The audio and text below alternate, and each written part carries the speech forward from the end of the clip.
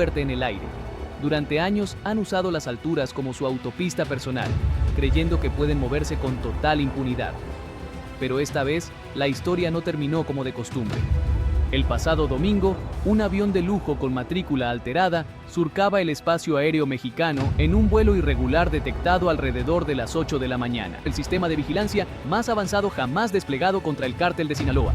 A 25.000 pies de altura, el Gulfstream G-450 intentó lo imposible: evadir el radar con tácticas que han funcionado antes. Spoiler, no esta vez. En un abrir y cerrar de ojos, un escuadrón de la Fuerza Aérea Mexicana y 2 helicópteros Black Hawk, equipados con visión nocturna de última generación, le cerraron el paso. El piloto, en un acto de desesperación, intentó una maniobra clásica de los narcoaviones: descender a 15.000 pies para salirse del rango de detección. Mala idea. Los F-5 ya estaban listos y posicionados con una precisión quirúrgica. En segundos, el cerco se cerró y el narcoavión quedó sin opciones de escape. Cualquier intento de evasión habría terminado en una bola de fuego en el cielo. Al final, la única salida fue acatar órdenes y aterrizar. Pero lo más interesante no fue la captura, sino lo que encontraron dentro. Las autoridades esperaban drogas o armas. Lo que encontraron fue mucho más valioso: $80 millones en efectivo, perfectamente organizados en paquetes de $500,000, sellados al vacío y marcados con códigos QR. Sí, códigos QR, porque el cártel ya no hace las cosas como en los 90s.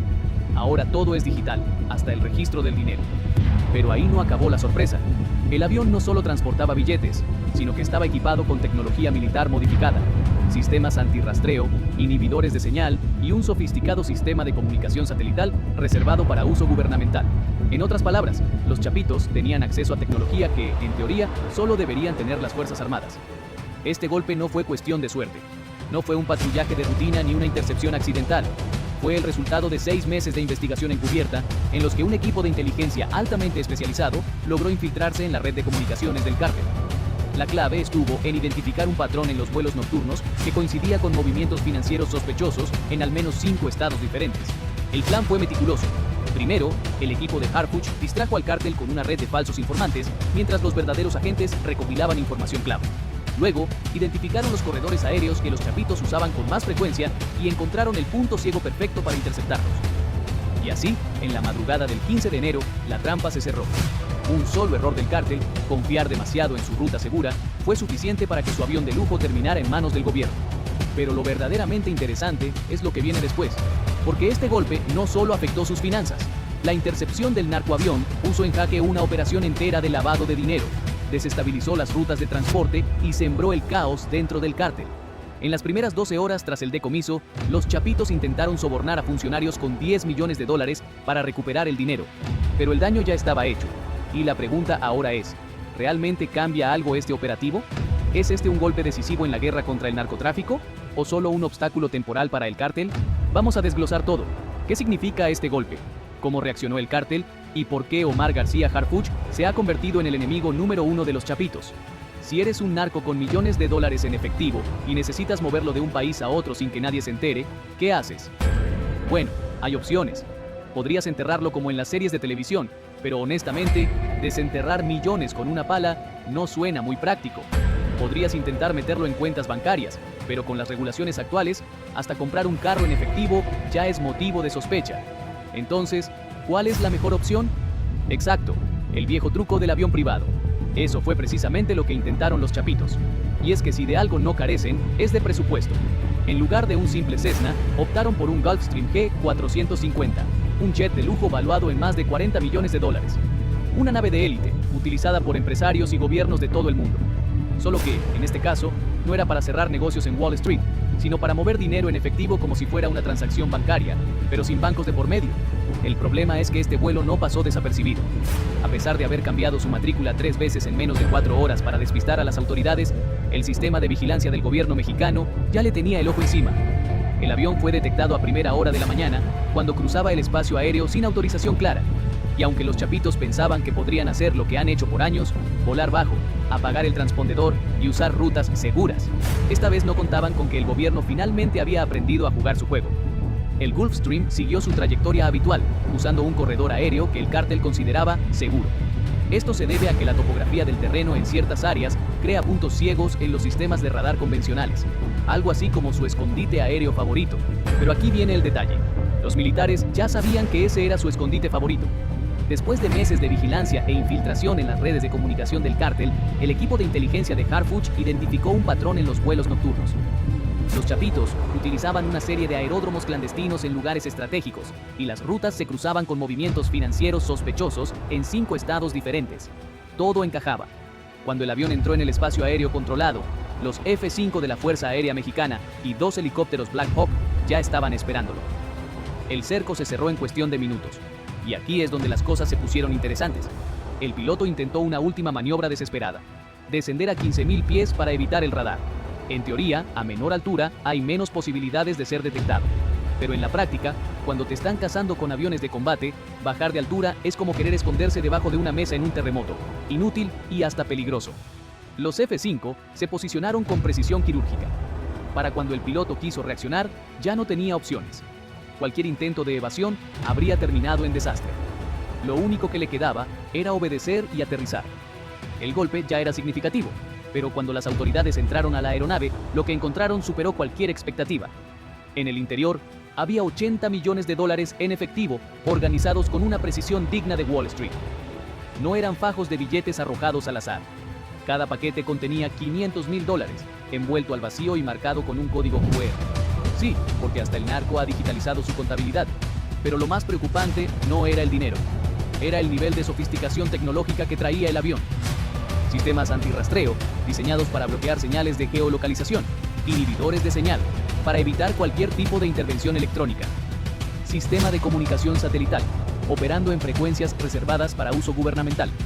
En pocas palabras, los chapitos tenían acceso a tecnología, que en teoría solo deberían tener las Fuerzas Armadas. Y aquí es donde las cosas toman otro giro, porque si bien $80 millones es un golpe fuerte, la verdadera pregunta es, ¿cómo diablos consiguieron esta tecnología? El verdadero objetivo del narcoavión.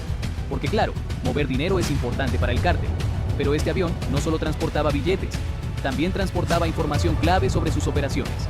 En la laptop encriptada que encontraron dentro, había registros detallados de transferencias, rutas y, lo más grave, nombres clave dentro del cártel. Esta información es oro puro para cualquier agencia de inteligencia. Pero hay un detalle más. Este vuelo no era solo un traslado financiero, era parte de una operación mayor. Las comunicaciones interceptadas después del decomiso revelaron que este avión también estaba destinado a mover altos mandos del cártel. Es decir, no solo era un narcoavión, sino un transporte VIP de la organización. La intercepción del Gulfstream no solo significó una pérdida millonaria, sino que desbarató una reconfiguración territorial que los chapitos habían estado planeando en secreto durante meses. Y esto los puso en estado de alerta máxima. ¿Cómo reaccionó el cártel? En las primeras 12 horas después de la captura del avión, los chapitos intentaron de todo para recuperarlo. Ofrecieron un soborno de $10 millones para recuperar el dinero. Movieron operadores en tierra para tratar de rastrear a los agentes involucrados en el decomiso. Intentaron modificar todas sus rutas aéreas de emergencia. Pero el daño ya estaba hecho. La pérdida del dinero no solo afectó sus finanzas, sino que provocó una crisis interna. En el mundo del narcotráfico, perder 80 millones sin explicaciones es el tipo de cosa que genera paranoia. Y cuando los narcos se ponen paranoicos, empiezan a buscar culpables. El inicio de una nueva guerra. Este golpe dejó claro que el gobierno puede y sabe golpear en el aire, pero el cártel no se va a quedar de brazos cruzados. Ya están reorganizando sus rutas, ya están reforzando su seguridad, ya están investigando quién los traicionó. La guerra en los cielos acaba de comenzar. El golpe al narcoavión no fue cuestión de suerte. No fue un patrullaje de rutina ni un hallazgo fortuito. Fue una trampa maestra, un plan meticulosamente diseñado durante meses. Y detrás de todo esto, estaba Omar García Harfuch, el hombre que, para los chapitos, ya no es un funcionario del gobierno, sino su peor pesadilla. Harfuch no es de esos que se conforman con decomisar unos kilos de droga y tomarse la foto con los aseguramientos. Su estrategia no es la de los operativos aislados, es la de golpes quirúrgicos que no solo afectan al cártel en el momento, sino que desmantelan su estructura poco a poco, y la intercepción de este avión es la prueba perfecta de ello. Para entender cómo se llevó a cabo este operativo, primero hay que analizar qué se estaba jugando realmente en este vuelo. Porque sí, $80 millones en efectivo duelen, pero lo que más les dolió a los chapitos no fue el dinero, sino el mensaje que envió este golpe.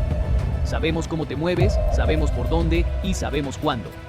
Y eso, en el mundo del narcotráfico, es lo más peligroso que le puedes decir a un capo. Para ejecutar un golpe de esta magnitud, Harfuch y su equipo no podían simplemente esperar a que el avión pasara y esperar tener suerte. No, Esto fue un trabajo de inteligencia de 6 meses, en el que cada movimiento del cártel fue registrado, analizado y descifrado. El equipo de Harfuch implementó una técnica que no había sido utilizada a esta escala en México, una red de informantes falsos. La idea era simple pero brillante: hacer que el cártel creyera que tenía el control de la información, mientras en realidad todo lo que sabían estaba siendo manipulado. Se crearon perfiles de informantes falsos dentro de las redes del cártel. Se difundió información selectiva para que los narcos creyeran que la atención del gobierno estaba en otro lado. Mientras tanto, los verdaderos agentes operaban en total secreto. Esta estrategia permitió mantener la operación en secreto absoluto, algo casi imposible en un entorno donde el cártel tiene ojos y oídos en todas partes. Aquí es donde el plan se vuelve casi cinematográfico, porque elegir dónde y cuándo interceptar el avión no fue casualidad. La intercepción se realizó en un corredor aéreo que el cártel creía seguro. ¿Por qué? Porque evitaba el espacio aéreo cerca de bases militares y usaba puntos ciegos en los radares convencionales. Pero Harfuch no cayó en el mismo truco 2 veces.